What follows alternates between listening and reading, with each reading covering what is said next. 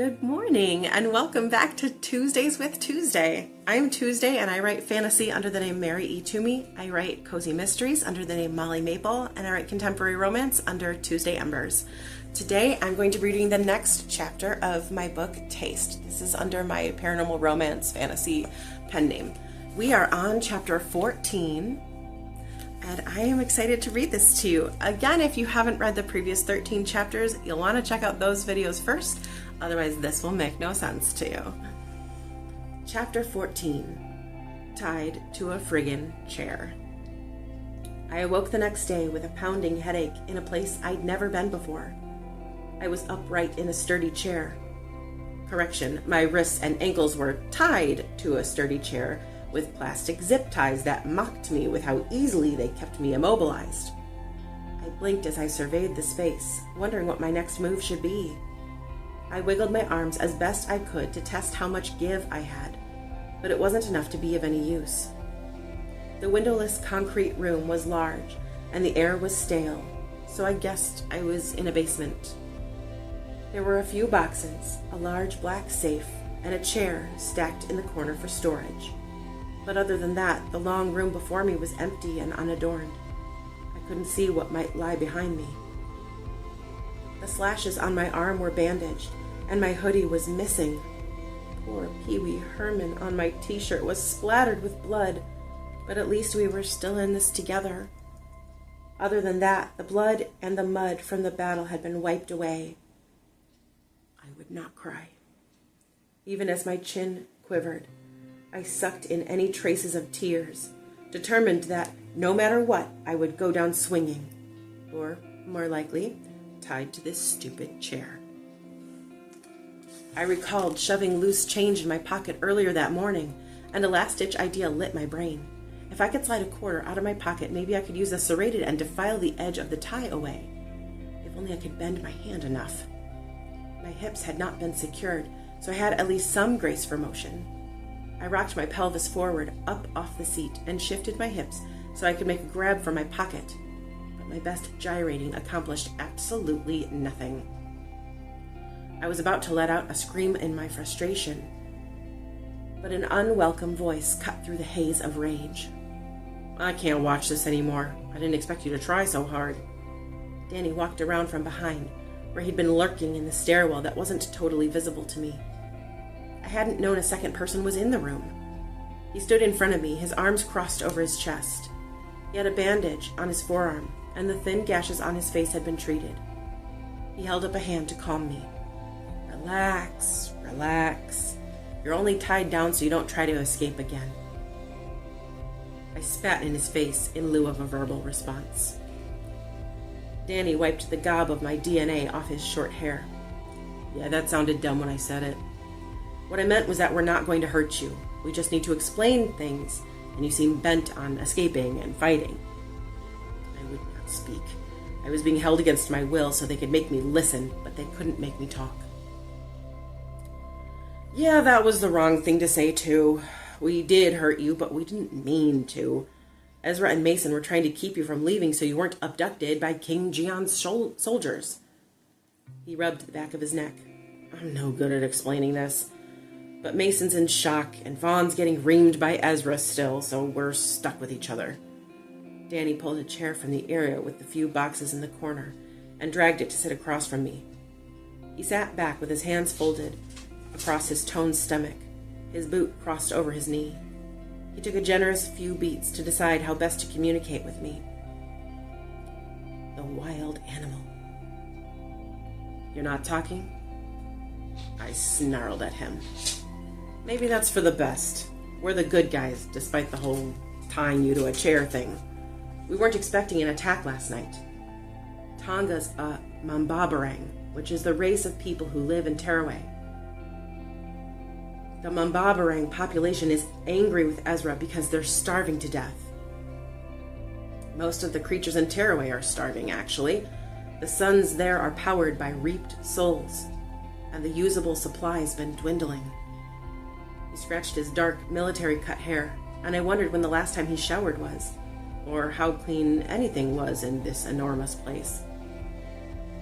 Danny was waiting for my meltdown, but I wouldn't give it to him.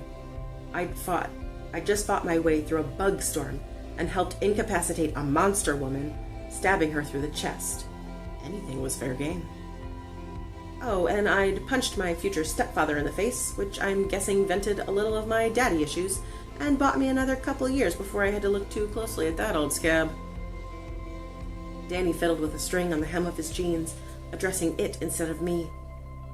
You know, I'd untie you if I could trust that you wouldn't run away, but I don't believe you won't bolt again. My answering glare confirmed that I was a flight risk, but I didn't care. He already knew as much, and I wanted him afraid of setting me loose on them. I wouldn't go out a shrinking violet. I'd worked too hard for that. My job was physical, and holding back only ever got you shanked. Let me see if I can explain this all to you without making your head explode. He rubbed his hand over his face. Ezra oversees the food supplier. That's Mariang. There are 7 nations in Tearaway, each with its own set of suns. Each nation needs 1 reaped soul per day to keep the crops growing so its people don't starve. Affects some nations more than others, but that's the rough spot we're in. I'm not sure what he expected me to say to that, so I said nothing. There used to be more death omens, but Mariang is the last one. It's hard work, carrying the weight of 7 nations on your shoulders, but she's been doing it beautifully. I could tell by the admiration in his words that he was wholly devoted to his girlfriend. Good for him, though she could do better. Even so, Ezra's been searching for a second omen to take some of the burden off his daughter. Working as hard as she does takes its toll. She's been getting weaker in the past couple years, far worse in the last few months. If she dies, the whole of Tearaway goes with her. If she takes a sick day, tens of thousands go hungry. And since they're already stretched thin as far as famine goes, one missed day racks up quite the body count. He waited for me to respond, but honestly, what was I supposed to say to that? Nothing? You don't have any questions about any of it? Just get on with whatever you want from me. Crap, I hadn't meant to speak. He fastened the middle button on his brown cardigan. You have the genetics to become a death omen, just like Mariang is. We've been searching for a long time for someone to lighten her load, to shoulder some of the burden. It's grim, kid. My nose scrunched. What the flip do you know about my genetics? Sure, Ezra's engaged to Bev, but that's half the family tree. I don't even know the other half. Are you telling me Bev is part omen? Danny was patient, something I didn't think he was capable of. An omen happens when a matriculan from Tearaway successfully mates with a human. He used a crude hand gesture, unnecessarily illustrating his point, as if I didn't know what mating meant. Bev's the human in that equation. My fight left me, along with all the blood in my face. Are you telling me you know who my father is? I don't, but it's no matter. Mason tested your bones. Matriculans have stronger bones, so he was able to tell that you're part matriculan, like he is. Vaughn, tasting your blood, confirmed it. Your father was matriculan, whoever he was. Stop! I cried out, my voice breaking and turning hysterical. Look, I've been attacked who knows how many times, bathed in bugs, held a woman down while Viking Bob Lestat and I killed her, and now I'm tied to a chair. A person can only take so much. Danny's thumb stilled over his abdomen, perplexed that this was the thing that finally pushed me over the edge. I could tell my threat of tears made him uncomfortable. All right, it's okay. We don't have to talk about that. We can talk about Prince Langham, who's upstairs messing around with Ezra. We always suspected he was on the side of the council, but you can never be too certain. That he showed up last night to help us and not abduct you solidifies it. I don't want to hear about that. Tell me something good, something not this. Danny frowned as he thought. We didn't lose the fight. The charms around the mansion are back up again. Try harder.